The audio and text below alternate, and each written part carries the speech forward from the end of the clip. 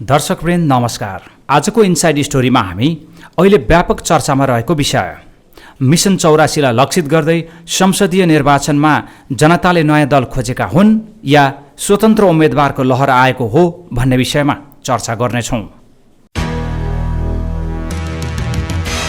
नेपालीमा एउटा उखान छ, नपाउँदा कस्तो पाउँदा सस्तो।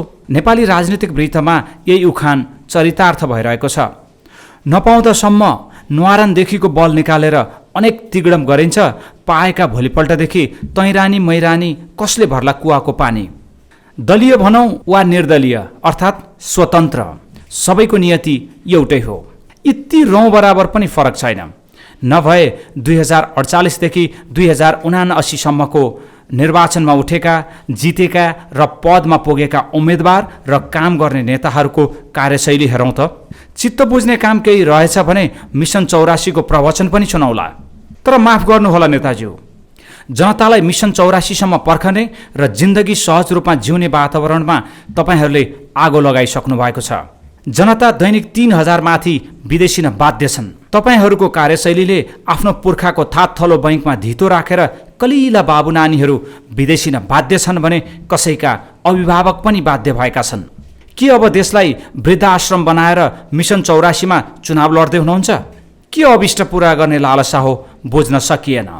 होइन भने कि बेलैमा सचिनुहोस्, होइन भने सकिन तयार हुनुहोस्। यो भनाइ हाम्रो होइन, यो जनताको सेन्टिमेन्ट हो। गएको स्थानीय तह निर्वाचनमा निर्दलीय र स्वतन्त्र उम्मेदवारले छोपेको मौका र भेटेको आंशिक सफलतालाई ठूलै उपलब्धि मान्नेहरूले संसदीय निर्वाचनमा पनि त्यसरी नै बर्खेभेल थुन्न सकिन्छ भन्ने अनुमानको भरमा चुनाव लडे र अपेक्षित परिणाम ल्याउन सकेनन्। स्थानीय तह निर्वाचनको नतिजालाई मानक मानेर केही नयाँ नेताको उदय नभएको होइन। जस्तो उदाहरणका लागि ज्ञानेन्द्र साई, शिशिर खनाल, सुमना श्रेष्ठ, पूर्व आइजिपी सर्वेन्द्र खनाल, टेलिभिजन प्रस्तुता रवि लामिछाने समेत सञ्चारकर्म छोडेर त्यतै सोझिनु उदाहरण त धेरै छन्। सधैँ उही दल, उही परिवार र उही व्यक्ति हेर्दा सुन्दा वाक्क दिक्क भएका आम नागरिक अब मतदातालाई दलीय वा स्वतन्त्र जुनसुकै माध्यमबाट नयाँ व्यक्ति राजनीतिमा आएको कुरा स्वागत योग्य नै हो भनेका छन् धेरैले। नेपालको संविधानले समेत गैरदलीय उम्मेदवारको व्यवस्था गरिदिएकै छ। संवैधानिक अधिकारको प्रयोग जसले पनि गर्न पाउँछन् र नागरिकले दल कमजोर भएको ठाउँमा स्वतन्त्र वा नयाँ अनुहारलाई फेरि खोज्न पनि सक्छन्। तर विडम्बना नरहे बाँस के बच्छ बाँसुरी। नागरिक पलायन हुन बाध्य पारेर आफ्नो राजनीतिक अभिष्ट पूरा गर्न खोज्ने कस्तो लोकतान्त्रिक अभ्यास हो, हामीलाई बुझाइदिनु पर्यो भन्छन् जनता। अहिले नयाँ अनुहारलाई पुराना राजनीतिज्ञले समेत हार्दिकताका साथ स्वागत गरेका छन्। तर त्यो लहड हुन्छ कि भन्ने ठूलो चिन्ता छ। स्वतन्त्रहरू स्थानीय तहसम्म मात्रै उपयुक्त हुने तर्क धेरैको छ। यसमा सत्यता पनि छ। केही अपवाद बाहेक 753 स्थानीय निकायलाई हेर्दा थोर बहुत चित्त बुझाउने ठाउँ छ। तर राज्य संरचनाको माथिल्लो 2 तह जिम्मेवार बन्न सकेन। अझ प्रदेशको नाम त जनता सुन्न पनि चाहन्न। अहिले स्थानीय तहको निर्वाचन अघि धेरथोर बहस भएको विषय हो स्वतन्त्र उम्मेदवारी। यस अभियानले नै स्वयं यसलाई स्वीकारेको छ। मधेस केन्द्रित दलहरूले तराईमा यो पटक स्वतन्त्र उम्मेदवारीलाई केही हदसम्म उपयोग पनि गरे। अन्य स्वतन्त्रको चर्चा त हामी सबैलाई थाहै छ। काठमाडौँमा बालेन, धरानमा साम्पाङ, धनगढीमा हमालको कण्ठै छ नि सबैलाई। स्थानीय चुनाव अघि लोसपाका एकजना केन्द्रीय नेता र स्वतन्त्र उम्मेदवारी अभियान चलाउने वरिष्ठ अधिवक्ता डाक्टर सुरेन्द्र भण्डारी, नेपाल सरकारका पूर्व सचिव द्वारिकानाथ ढुङ्गेल, पूर्व महालेखा परीक्षक सुखदेव भट्टराई लगायतले त्यही भनेका थिए। स्थानीय तह विकासीय अड्डा हो। त्यहाँ दलीय भन्दा निर्दलीय व्यक्ति नै ठिक हुन्छ, यानि कि स्वतन्त्र व्यक्ति नै ठिक हुन्छ। तर संसदीय निर्वाचनमा एउटा विचार अथवा समूह चाहिन्छ। त्यो समूह भनेको दल हो। अहिले एकीकृत शक्ति नेपालका अध्यक्ष देवप्रकाश त्रिपाठी पनि त्यही भन्छन्। उनले अगाडि भनेका छन्, लोकल बढी विकास केन्द्रित हुनुपर्ने भएकाले स्वतन्त्र उम्मेदवार ठिक छ, तर संसदीय निर्वाचनमा दलीय उम्मेदवार नै हुनुपर्छ। संसदमा स्वतन्त्र उम्मेदवार हुने बित्तिकै कचिङ्गल बढी हुन्छ। संसदले कार्यकारिणी सरकार पनि बनाउने भएका कारण स्वतन्त्र उम्मेदवार हुँदैन। सरकार नै बन्न नसक्ने अवस्था आउन सक्छ। सांसद किनबेचको चलखेल पनि हुन सक्छ।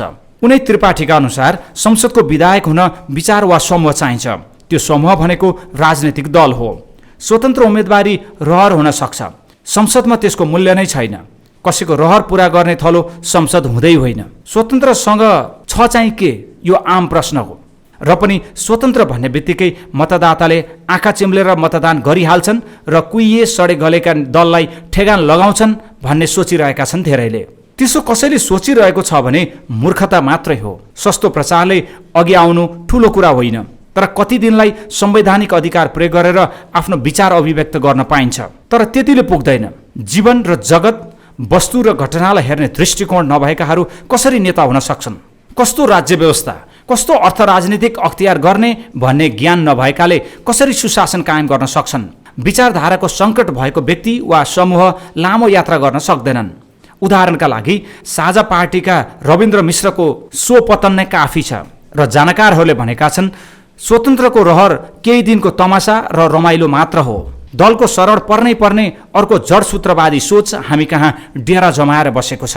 उदाहरणको लागि पूर्व डिआइजी रमेश खरेलले पनि आफ्नै दल नेपाल सुशासन पार्टीबाट चुनाव लड्ने घोषणा गरे, तर पार नलागेपछि गएको उपनिर्वाचनमा पर्साबाट राष्ट्रिय स्वतन्त्र पार्टीमा चुनाव लडे। हारजित फरक कुरा होला। यस्तै गरी पूर्व आइजिपी सर्वेन्द्र खनाललाई पनि चुनाव लड्न एमाले नै बन्नु पर्यो। पटक पटक काठमाडौँ र तनहुँबाट चुनाव लडे। हारजितको कुरा छोडिदिउँ। अहिले संसदीय निर्वाचनमा स्वतन्त्रबाट चुनाव लड्नु जित्नु ठूलो कुरा हुँदै होइन। अहिलेको निर्वाचन प्रणाली र संसदीय परम्परासँग लड्न समूह वा सहयोग चाहिन्छ। चुनावकै कुरा गर्ने हो भने पनि सधैँ जाल हान्नेहरूकै पोल्टो रित्तै भएको इतिहास छ। यहाँ बल्छी हान्दा के होला त्यो आफै अनुमान गर्नुहोस्। काठमाडौँकै सन्दर्भमा कुरा गर्ने हो भने बालेनले एमाले र काङ्ग्रेसलाई हराएका होइनन्।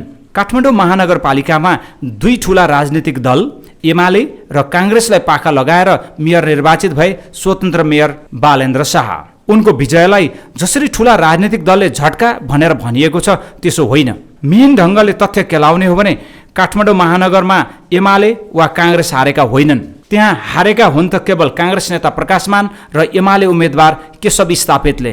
कारण एमालेबाट उम्मेदवारी दिएकी सुनिता डङ्गोल सर्वाधिक मत ल्याएर उपमेयर जितिन्।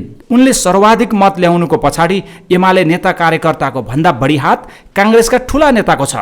काङ्ग्रेसकै ठूला नेताले उही अनुहार र उही परिवार मन पराएनन्। प्रकाशमानले अरू कोही नभेटेर श्रीमतीलाई उठाए।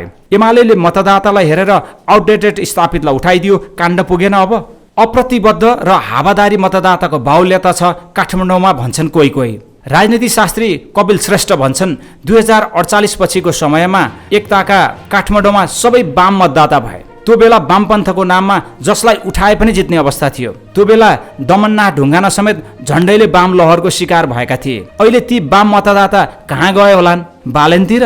उनी प्रश्न गर्छन्। कपिल श्रेष्ठकै अनुसार काठमाडौँमा स्वयं दलका कार्यकर्ताले समेत आफ्ना नेता वा उम्मेदवारलाई पत्याउँदैनन्। त्यस्ता अप्रतिबद्ध मतदाताको बाहुल्य भएको ठाउँमा बालेनले जित्नु ठूलो कुरा होइन। अन्त्यमा नेतालाई जनताको एउटा प्रश्न, संसदीय निर्वाचन मिसन 84मा सच्चिने कि सकिने त? हवस् त, आजको लागि इनसाइड स्टोरी यति नै। दर्शकवृन्द, यहाँलाई आजको स्टोरी कस्तो लाग्यो? सल्लाह सुझावको अपेक्षा गर्दछौँ। यस्तै रोचक र खोजमूलक सामग्री हेर्नको लागि एभरेस्ट हेडलाइन्स युट्युब च्यानललाई लाइक, कमेन्ट र सब्सक्राइब गरी सहयोग गरिदिनु हुन अनुरोध छ। निरन्तर न्युज अपडेटको लागि एभरेस्ट हेडलाइन्स लगइन गर्नुहोस्। धन्यवाद।